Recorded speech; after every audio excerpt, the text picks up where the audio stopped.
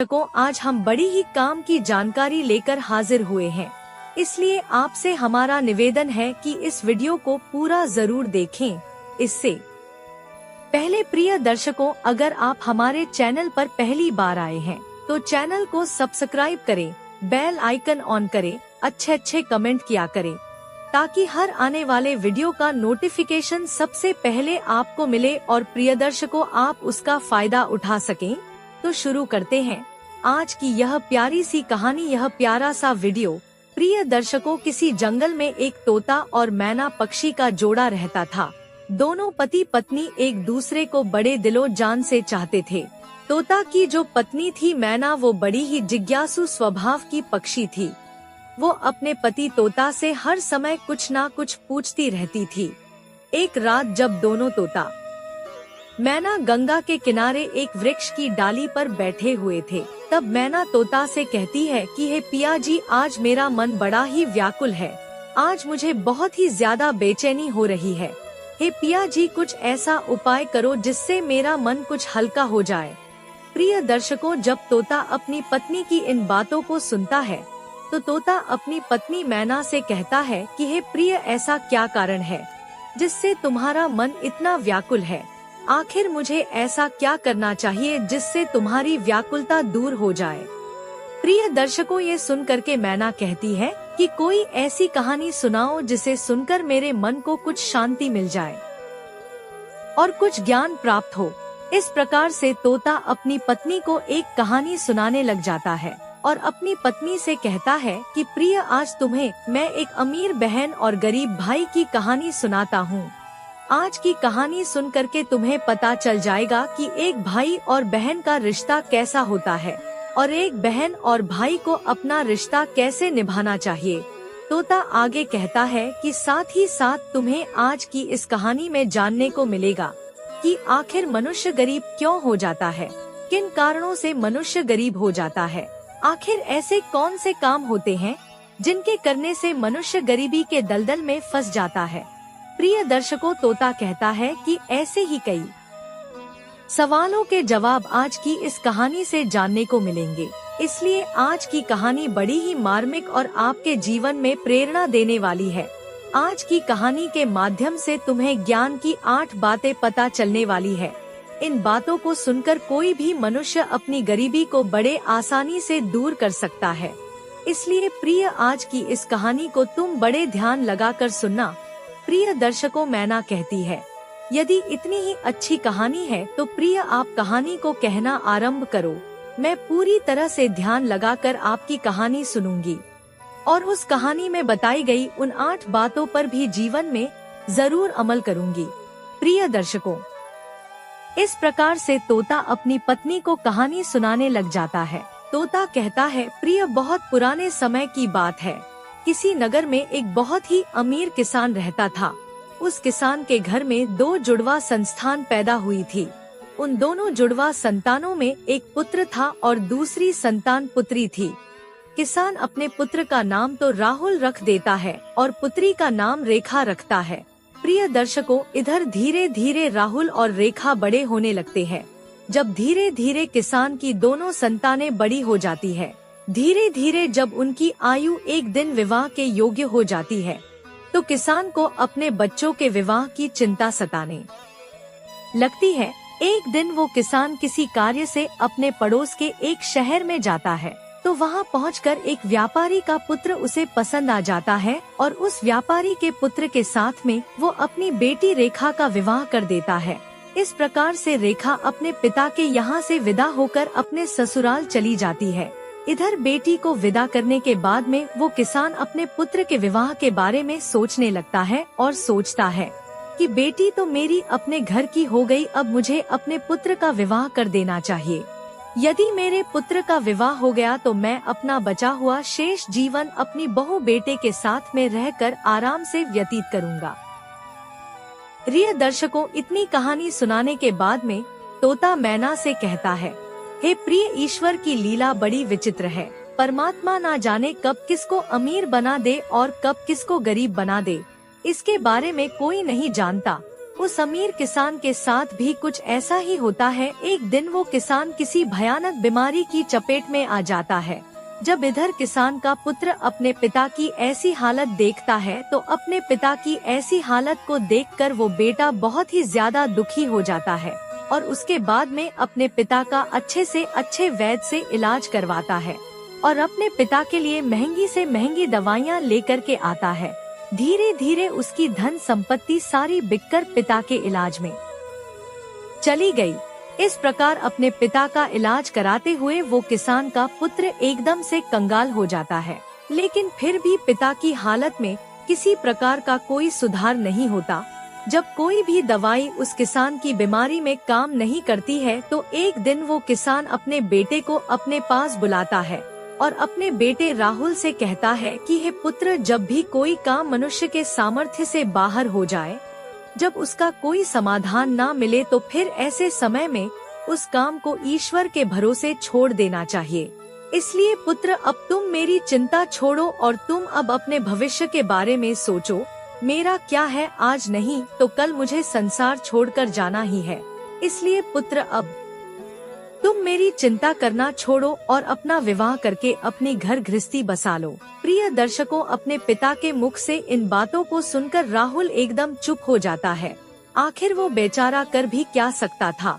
उसके घर में जो भी जमा पूंजी थी वो तो उसके पिता के इलाज में पहले ही खर्च हो चुकी थी।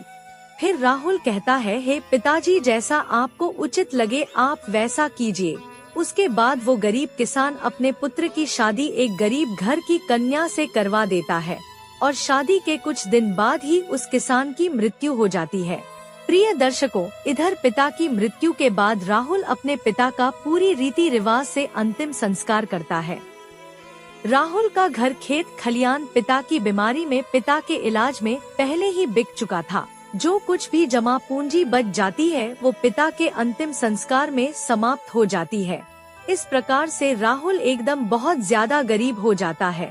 प्रिय दर्शकों, जब राहुल एक दिन बिल्कुल ही कंगाल हो जाता है तो वो गांव के बाहर अपनी पत्नी के साथ एक झोपड़ी बनाकर रहने लगता है और दूसरों के खेतों में मेहनत मजदूरी करके अपने बीवी बच्चों का पेट पालने लगता है। उधर राहुल की बहन रेखा, जिसका विवाह एक धनी व्यापारी के घर में हुआ था, उसे जब अपने भाई की स्थिति के बारे में पता चलता है तो वह अमीर बहन अपने गरीब भाई से घृणा करने लग जाती है। मन में सोचने लगती है कि मेरा भाई अब तो बिल्कुल ही कंगाल हो चुका है, उसका घर जमीन सब बिक गया है और अब उसके पास में फूटी कौड़ी भी नहीं बची है। यदि ऐसी हालत में वो मेरी ससुराल आता है तो उसे देख देख कर मेरी देवरानी और जेठानी मेरा बड़ा ही अपमान करेंगी और मेरा मजाक उड़ाएंगी कि तेरे पीहर वाले तो बिल्कुल ही कंगाल है। ऐसे तो मेरी बहुत ही ज्यादा बदनामी होगी। प्रिय दर्शकों, इस कारण से रेखा अपने सगे भाई से रिश्ता तोड़ देती है। ना तो रेखा अपने भाई को अपने ससुराल बुलाती है और ना ही कभी अपने भाई के घर जाती है।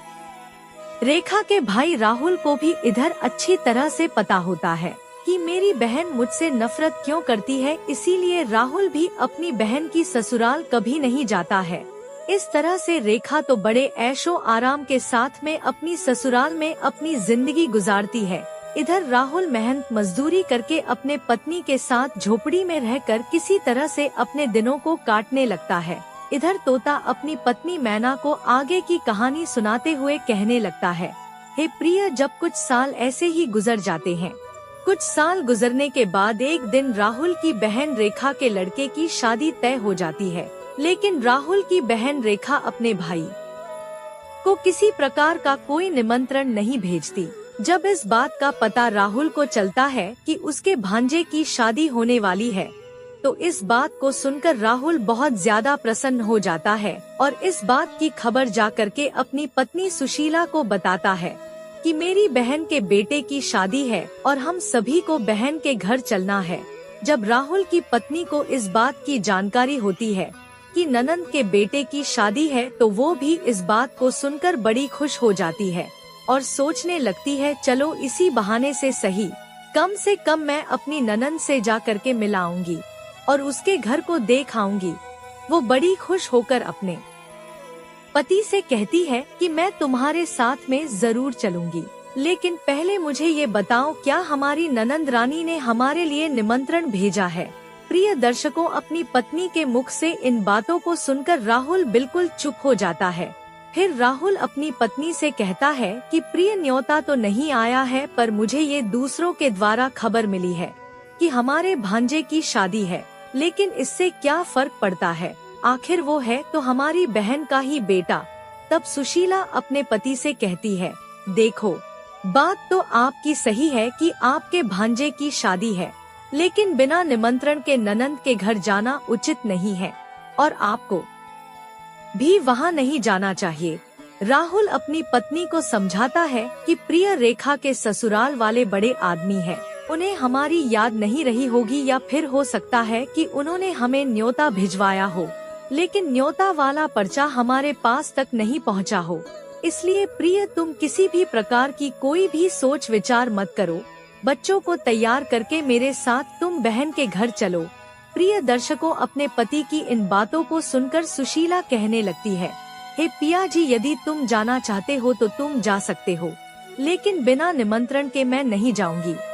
तब पत्नी के मुख से ऐसी बातों को सुनकर राहुल कहता है, ठीक है, यदि तुम्हारी यही इच्छा है तो तुम बच्चों के साथ घर पर ही रहो, मैं अकेला रेखा की ससुराल को चला जाता हूँ। यदि ऐसे में मैं भी नहीं गया तो मेरी बहन की देवरानी जेठानी मेरी बहन को बात बात पर ताना मारेंगी और कहेंगी कि खर्चा ना हो जाए इसलिए तेरा भाई नहीं आया। प्रिय दर्शकों, इतना कहकर के राहुल घर के अंदर से बाहर चला जाता है। इधर तोता आगे अपनी पत्नी को कहानी सुनाते हुए कहता है, प्रिय राहुल जो था वो बहुत ही ज्यादा गरीब हो चुका था, उसके पास भेंट के वस्त्र खरीदने को पैसे नहीं थे, इसलिए वो किसी से पैसे उधार लेता है और उधार लिए हुए पैसों से अपनी बहन रेखा और अपने बहनोई के लिए सुंदर सुंदर वस्त्र खरीदता है और उन कपड़ों को लेकर के अपनी बहन की ससुराल को चल देता है। उधर पैदल चलते चलते राहुल को सुबह से शाम हो जाती है। तब कहीं जाकर के वो अपनी बहन के दरवाजे पर पहुंचता है और दरवाजे के एक तरफ जाकर के खड़ा हो जाता है। प्रिय दर्शकों, बेचारा दरवाजे पर ही खड़े होकर अपनी बहन के आने का इंतजार करता है। तभी रेखा की जेठानी की नजर राहुल पर पड़ जाती है और वो राहुल को पहचान लेती है। राहुल को देखने के बाद रेखा की जेठानी जाकर रेखा को बताती है कि हे रेखा, आज तेरा भाई तेरे घर आया है, तेरे दरवाजे पर खड़ा है। प्रिय दर्शकों, जब रेखा इधर अपनी जेठानी के मुख से इन बातों को सुनती है तो वो अपनी जेठानी से पूछने लगती है, कहती है, हे बहन, यदि तुमने मेरे भाई को मेरे द्वार पर खड़ा देखा है तो मुझे ये बताओ, मेरा भाई मेरी ससुराल में किस हालत में आया है और मेरे भाई ने आखिर कैसे कपड़े पहने हैं। तो उसकी जेठानी कहती है कि तुम्हारा भाई फटे पुराने वस्त्र पहनकर तुम्हारे द्वार पर खड़ा है, वो तुम्हारे आने का इंतजार कर रहा है। यह सुनकर के रेखा गुस्से में भर जाती है और सभी की नजरों को बचाते हुए अपने भाई के पास पहुंचती है। इधर राहुल जब अपनी बहन रेखा को अपने पास आते हुए देखता है तो खुशी के मारे उसका चेहरा खिल उठता है। अपनी बहन को देख करके राहुल की आंखों से आंसू टपकने लगते हैं। उसके बाद रेखा